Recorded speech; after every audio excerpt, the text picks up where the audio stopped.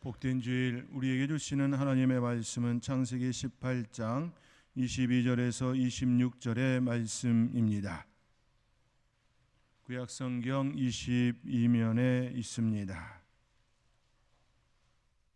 구약성경 22면에 있는 창세기 18장 22절에서 26절의 말씀, 이제 하나님의 말씀을 봉독해 드립니다. 그 사람들이 거기서 떠나 소돔으로 향하여 가고 아브람은 여호와 앞에 그대로 섰더니 아브람이 가까이 나아가 이르되 주께서 의인을 악인과 함께 멸하려 하시나이까? 그 성중에 의인 50명이 있을지라도 주께서 그곳을 멸하시고 그 50의인을 위하여 용서하지 아니하시리까?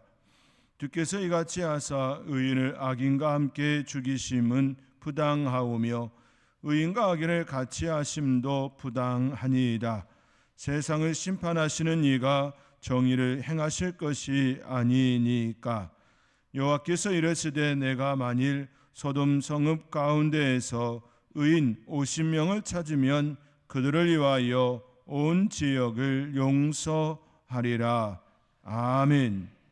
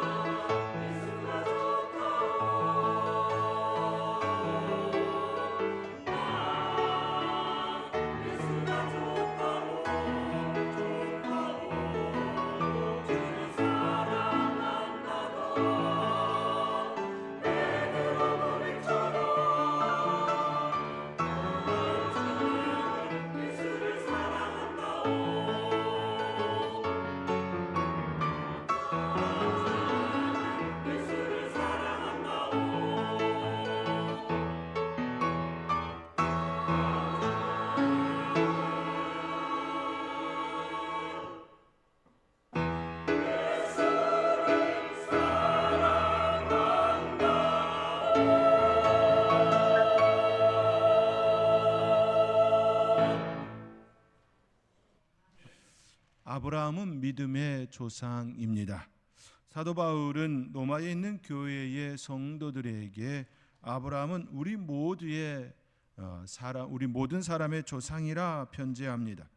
그런 창세기 17장 5절 말씀을 인용하여 기록된 바 내가 너를 많은 민족의 조상으로 세웠다 하심과 같으니 그가 믿은 바 하나님은 죽은 자를 살리시며 없는 것을 있는 것으로 부르시는 이시라 그렇게 편지합니다. 아브라함이 처음부터 믿음의 조상이라 호칭된 건 아니었습니다. 믿음의 조상이라 불리게 된 것은 여러 시간과 사건들 속에 단련되어지고 훈련되었기 때문입니다. 그 시간을 견디는 위해 그에게 주어진 명예와 훈장과 같습니다. 하나님께서는 아브라함을 부르셨습니다. 아브라함은 갈대아 우르에서 태어났습니다. 갈대아 우르는 메소포타미아에 위치합니다. 갈대아는 메소포타미아의 유프라테스 강과 티그리스 강 주변의 늪지대와 호수 지역을 거주하였던 유목민을 지칭합니다. 메소포타미아는 이집트와 인도, 중국과 더불어 4대 문명의 발상지로 알려진 곳이지요. 그만큼 역사가 깊고 오래된 기술과 사람들이 살기 좋았던 곳임을 의미합니다. 4대 문명의 발상지의 공통점은 큰 강을 끼고 있다는 데 있습니다. 메소포타미아도 두 강, 유프라테스 강과 티그리스 강을 가지고 있습니다. 메소포타미아 그 말의 의미와 같이 두 강 사이라는 뜻과 같이 유프라테스 강과 티그리스 강을 가지고 있습니다.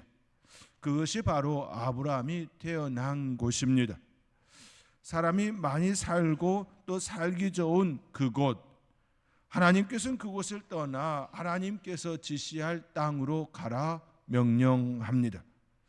고향과 친척과 아버지의 집을 떠나는 것은 결코 쉬운 일이 아니지요. 생명부지의 땅으로 나아가는 것은 목숨을 건 모험입니다. 무엇이 그에게 닥쳐올지 알 수 없는 여정입니다. 그것도 홀로 가는 것이 아니라 가족을 이끌고 나가는 길이었습니다. 아브라함은 아내 사라와 조카 롯을 함께 동행합니다. 생명부지의 땅에서 사람들을 만나 이협을 당할 때 자기 혼자라면 혼자의 목숨이니 자기만 당하면 끝날 일이지요. 그러나 가족은 다릅니다. 가족은 자기의 목숨을 다하여 지켜야 할 대상이지요. 그러니 그 무게는 더할 나위 없이 클 수밖에 없습니다. 그 일을 하나님께서는 아브라함에게 명령합니다. 고향과 아버지와 친척의 그 집을 떠나 내가 지시할 그 땅으로 가라, 그 명령입니다. 아브라함은 그 명령을 따라 길을 나섰고 이윽고 하나님께서 지시하신 땅, 젖과 꿀이 흐르는 땅 가나안에 이르게 됩니다.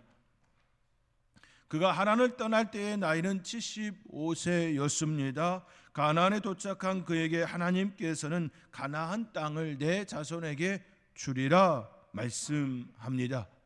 그때에 아직 자녀가 없었습니다. 아브라함과 사레 사이에 자녀가 없었습니다. 가나안에 도착한 그들은 베들 동쪽 산 위로 옮겨 장막을 치고 그곳에서 하나님께 제단을 쌓고 하나님의 이름을 불렀습니다. 그들의 살림은 점점 늘어납니다. 가축과 은과 금이 풍부하여졌습니다.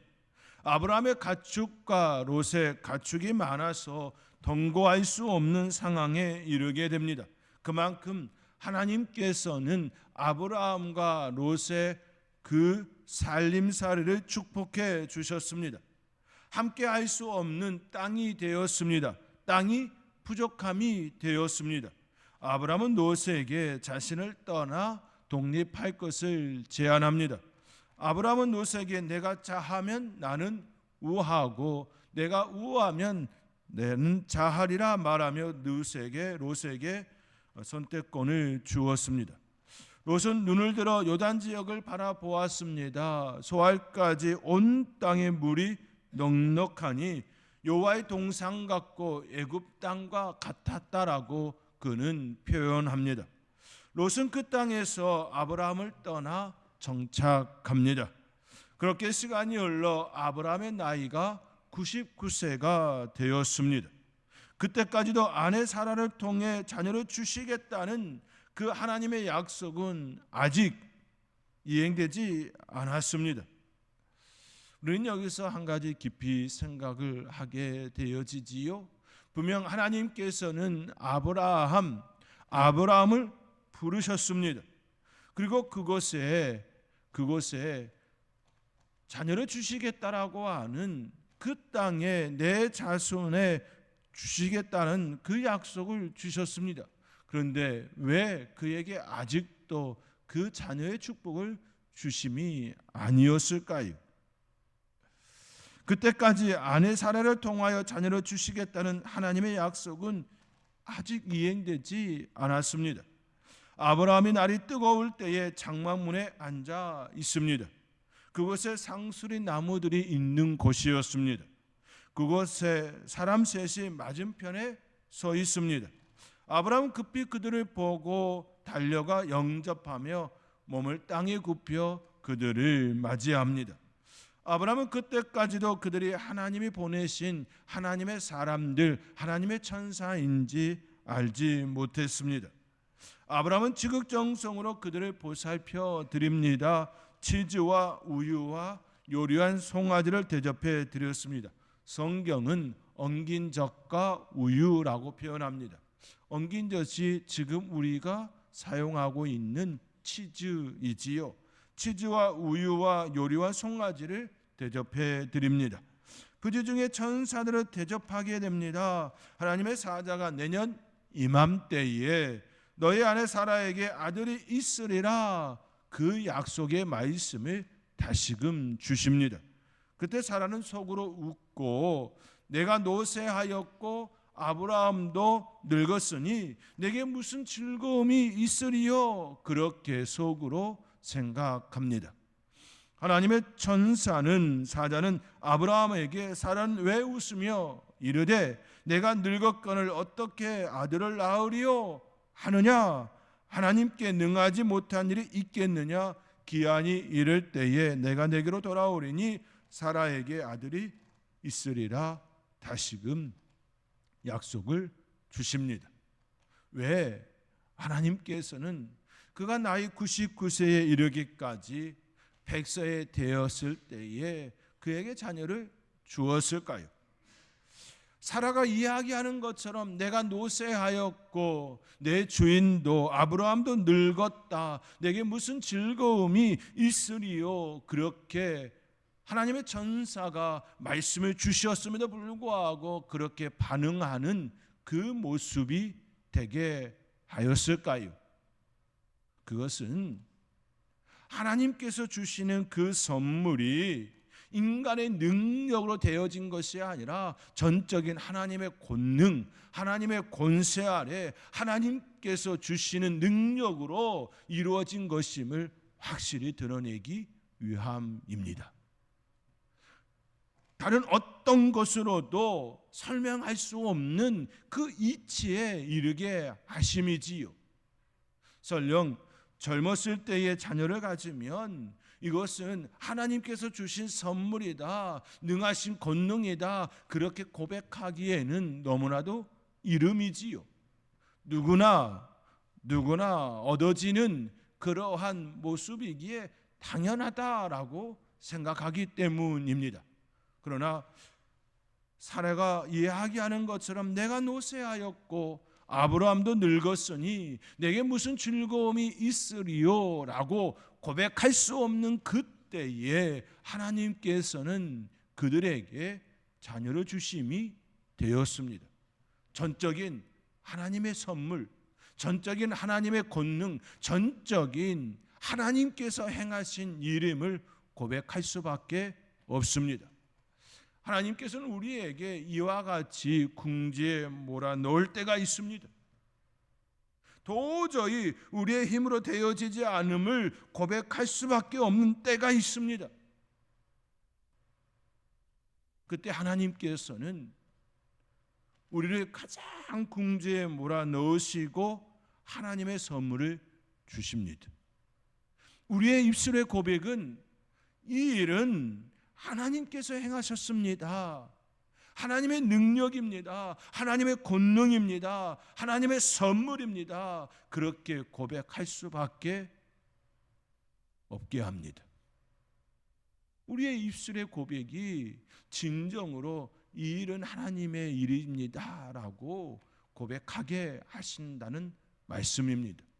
그러므로 우리의 삶의 자리에 궁지에 몰리고 또 몰렸을 때에 우리의 고백은 나는 할 수 없습니다, 하나님의 능력이 필요합니다, 그 고백일 줄 믿습니다. 그렇게 고백하는 저와 여러분 가운데에 하나님의 능력으로 하나님께서 주시는 선물을 받아 기쁨으로 하나님께 영광 돌릴 수 있기를 주님의 이름으로 권면드립니다. 아브라함과 사라에게 약속을 주고 그들은 일어나서 소돔으로 향하고자 합니다. 배웅하러 나온 아브라함에게 장차 소돔과 고모라에 있을 일을 알려줍니다. 그 일은 소돔과 고모라가 악하여 그들을 멸하시겠다는 말씀입니다. 그 말씀을 들은 아브라함은 하나님의 사자에게 하나님께 6번 간구합니다. 의인 50명이 있을지라도 멸하려 하시나이까? 의인 45명이 있을지라도, 의인 40명이 있을지라도, 의인 30명이 있을지라도, 의인 20명이 있을지라도, 의인 10명이 있을지라도 멸하라 하시나이까? 이처럼 6번이나 간구합니다. 그때 하나님께서 그에게 말씀하지요. 그들로 말미암아 멸하지 아니하리라, 용서하리라, 이 말씀을 주십니다. 이 말씀은 아브라함의 기도는 우리에게 영적 교훈을 줍니다. 아브라함의 간구, 아브라함의 기도를 통하여 우리가 기억해야 할 영적 메시지를 함께 생각해 보기를 원합니다. 아브라함의 기도에는 2가지 인식과 하나의 태도가 있습니다. 그것을 살펴볼 수가 있습니다. 2가지 인식 중 하나는 기도를 들으시는 하나님에 관한 인식이고 하나님 인식입니다. 다른 하나는 자기에 대한 인식, 자기 인식입니다. 그리고 그 기도에 임하는 아브라함의 자세를 살펴볼 수가 있습니다. 첫째로 하나님에 관한 하나님 인식입니다. 오늘 본문 25절의 말씀입니다. 우리 함께 오늘 본문 25절의 말씀 함께 읽겠습니다. 주께서 이같이 하사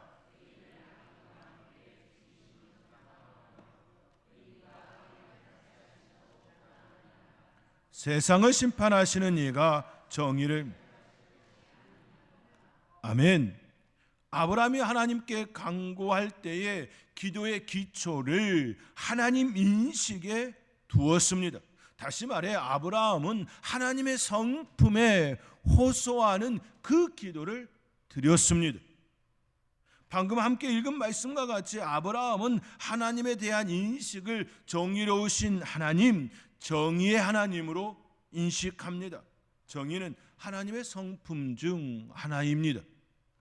하나님은 정의로우신 분위기에 심판합니다. 하나님은 정의에서 벗어난 사건이나 일 그리고 사람을 보시면 반드시 심판할 수밖에 없습니다. 거룩한 신분이시기에, 정의로우신 분이시기에 그 불의를 보고 견딜 수가 없는 것이지요. 심판하지 않으면 하나님의 정의가 훼손되기 때문입니다. 노아 때의 홍수로 심판하신 이유도 그들의 죄악 때문이었습니다.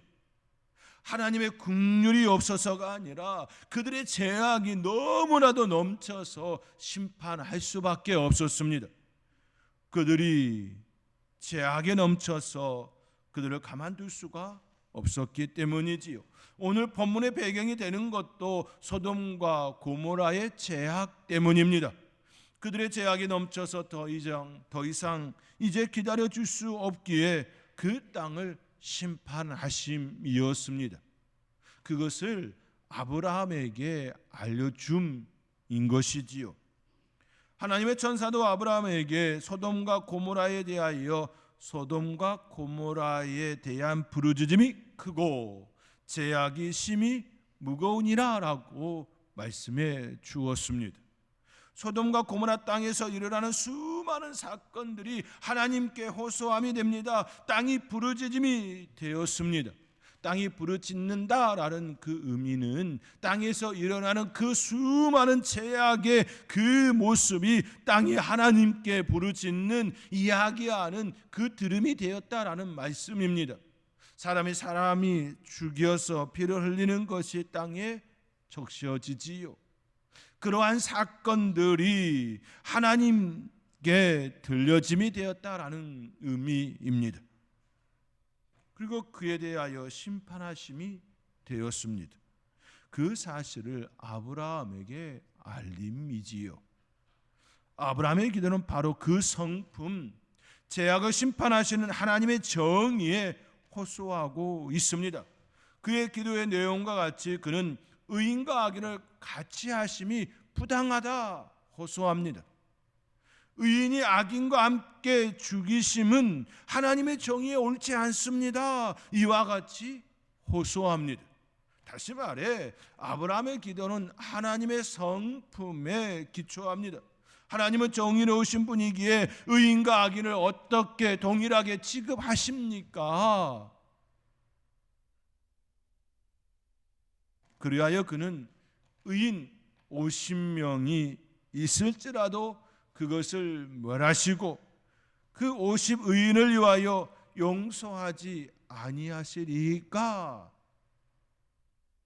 하나님의 정의에 호소합니다. 의인이 있는데 어찌 의인과 악인을 함께 멸하라 하십니까? 우리의 기도 역시 하나님에 대한 인식으로 비롯되어야 합니다. 하나님의 성품에 기초해야 합니다. 우리가 기도할 때에 사랑의 하나님, 은혜가 충만하신 하나님, 창조주 하나님, 우리를 구원하시는 하나님, 이처럼 부르는 이유도 여기에 있습니다.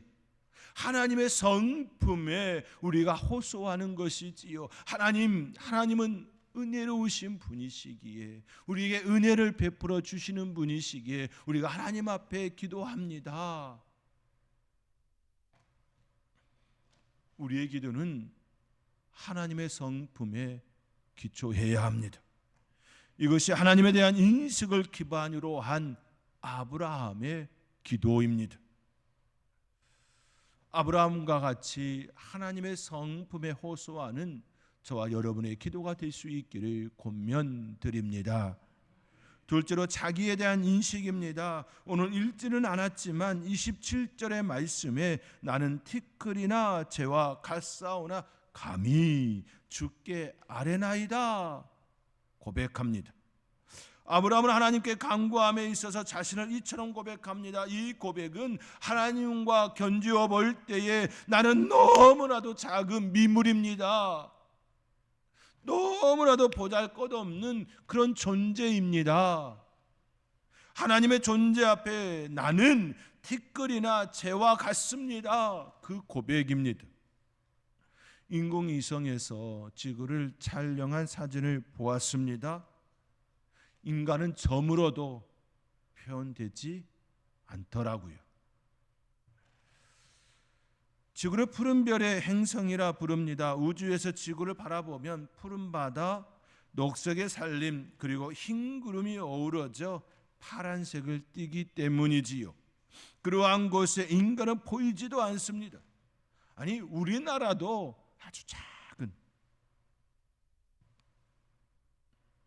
그런데 우주 가운데 우리 인간, 그 우주를 창조하신 그 하나님 앞에 우리는 어떤 모습일까요? 티끌, 감히 티끌로도 표현하기는 너무나도 작은 존재가 바로 우리의 존재입니다. 그러한 존재가 하나님께 간구합니다. 그러한 존재가 하나님 앞에 간구합니다. 비록 나의 존재는 하잘것없는 그런 존재이지만 하나님의 능력을 의지하여 기도합니다. 이 고백입니다. 우리가 기도할 수 있는 이유가 무엇입니까? 우리 자신에게 있습니까? 아닙니다. 우리에게 결코 우리에게 있지 않습니다. 다만 우리의 고백은, 나 자신을 고백하는 이유는 하나님의 은혜가 필요합니다. 하나님 앞에 나의 존재는 너무나도 연약하고 미무리기에 하나님의 역사하심이 없이는 살아갈 수 없습니다. 그러니 하나님, 나의 기도를 들어주십시오. 그 고백입니다. 지금 아브라함은 자신을 이처럼 티끌과 재와 같이 표현함으로써 하나님께 간곡한 요청, 그 요청을 드리고 있습니다. 사랑하는 성도 여러분, 우리가 하나님 앞에 내세울 것이 무엇입니까? 아무것도 없습니다. 우리가 가진 모든 것을 하나님께 드려도 하나님과 비교할 수가 없습니다.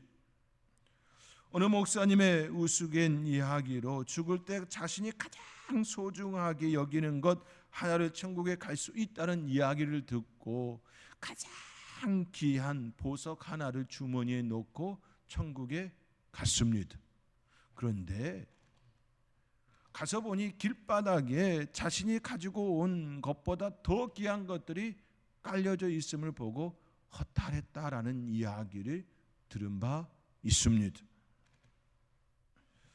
이 땅에서 아무리 귀하고 귀하다 할지라도 천국의 그것과 비교할 수가 없습니다. 하나님과 결코 비교할 수 있는 건 아무것도 없습니다.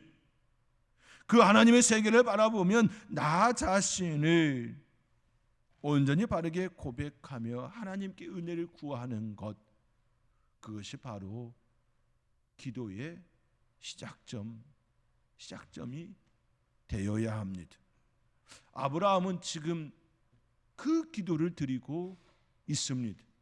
하나님 앞에 나의 존재의 그 연약함, 하나님의 은혜 없이는 살 수 없는 그 존재, 재와 같으나 들깨가 같으나 감히 구하오니 응답하여 주시옵소서, 이처럼 구합니다.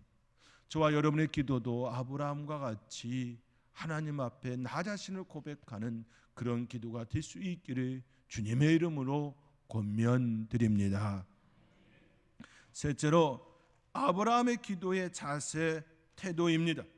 아브라함은 총 6번 반복하여 하나님께 간청합니다. 50명, 45명, 40명, 30명, 20명, 10명, 이와 같이 이론수를 줄여가며 6번 반복하여 간구합니다. 그의 표현을 빌리면 성경에 기록된 말씀은 이렇게 기록됩니다. 거기서 40명을 찾으시면 어찌하려 하시나이까? 거기서 30명을 찾으시면 어찌하려 하시나이까? 거기서 20명을 찾으시면 어찌하려 하시나이까? 주는 노하지 마옵소서. 내가 이번만 더 아뢰리라. 거기서 10명을 찾으시면 어찌하려 하시나이까? 이것이 무엇을 뜻합니까? 기도의 자세, 기도의 태도를 가리키고 있습니다. 예수님께서 제자들에게 기도를 가르칠 때 끈질긴 기도, 간청의 기도를 여러 비유로 말씀한 바 있습니다. 친구의 집에 여행 온 나그네가 왔습니다. 그런데 그 손님에게 대접할 것이 없어서 가까운 친구에게 찾아가 떡을 달라 구합니다. 그런데 이미 밤중이 되어져서 그 친구가 잠자리에 누웠습니다. 그가 일어나려면 자녀들도 다 깨어져야 되고 또 침상 아래에서 잠을 자는 가축들도 다 일어나야 하는 그런 상황입니다. 성경은 이와 같이 표현합니다. 벗으로 인하여 주지 않을지라도 그 간청함으로 인하여 준다라고 예수님께서는 비유로 말씀하였습니다. 벗됨으로 하여 주지는 못할지라도 너무 간청하니 어쩔 수 없이 일어나 주었다라는 것이지요. 어느 마을에 불의한 재판관이 있습니다. 그것에 억울한 일을 당한 가부가 그 불의한 재판관에게 찾아옵니다. 나의 억울함을 풀어달라고. 그런데 그 불의한 재판관은 그 억울함을 들어주지 않으려 합니다. 그런데 그 가부는 그 불의한 재판관이 들어주지 않을지라도 찾아갑니다. 오늘도 찾아가고 내일도 찾아가고 그 다음 날도 찾아가고 계속 찾아갑니다. 그 불의한 재판관이 생각합니다. 내가 그 가부의 억울함을 들어주지 않으면 앞으로도 계속 오리라. 오늘도 오고 내일도 오고 그 다음 날도 오고 그 다음 날도 올 것이다. 그러므로 그 억울함을 들어주리라 하여 들어주었습니다. 예수님께서는 기도를 이와 같이 말씀하였습니다. 끈질긴 기도, 간청의 기도를 가르쳐 주었습니다. 아브라함의 기도가 이러하였습니다. 사랑하는 성도 여러분, 여러분의 기도는 어떻습니까? 첫째로 하나님을 인식한 기도입니까? 둘째로 자신을 고백하는 기도입니까? 셋째로 간절하게 끈질기게 간청하는 기도입니까? 그러한 기도가 되실 수 있기를 바랍니다. 그리고 마지막으로 아브라함은 소돔과 고모라를 위한 기도였습니다. 그 땅에 있는 백성들을 위한 기도였습니다. 자신이 속한 나라도 아닌 이웃 나라에 대한 기도였습니다. 롯이 살고 있는 그 땅에 대한 기도였습니다. 우리는 여기서 매우 중요한 교훈도 또 얻습니다. 우리도 아브라함처럼 나라와 국민을 위하여 기도해야 합니다. 대통령 선거가 얼마 안 남았지요. 하나님의 뜻하신 바가 일어나게 하옵소서라고 하나님의 은혜를 구하는 우리의 기도가 되어야 합니다. 누가 뽑힐지 우리는 알 수 없지만 그가 하나님의 은혜를 입고 이 대한민국이 하나님의 역사 속에 있게 하여 주옵소서라고 간절한 기도가 필요합니다. 하나님께 기도하는 아브라함의 그 모습과 같이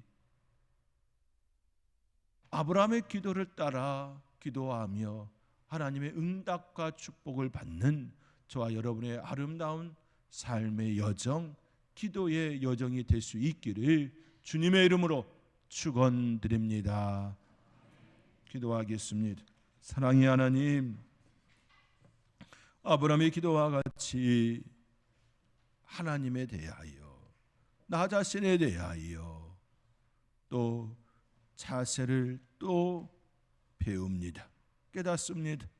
하나님, 우리의 삶의 자리에 나라를 위하여 국민을 위하여 기도할 줄 아는 하나님의 사람 되기를 소망합니다. 하나님, 그 은혜를 대한민국에 허락하여 주시옵소서. 감사하옵고 예수님의 이름으로 기도하옵나이다. 아멘.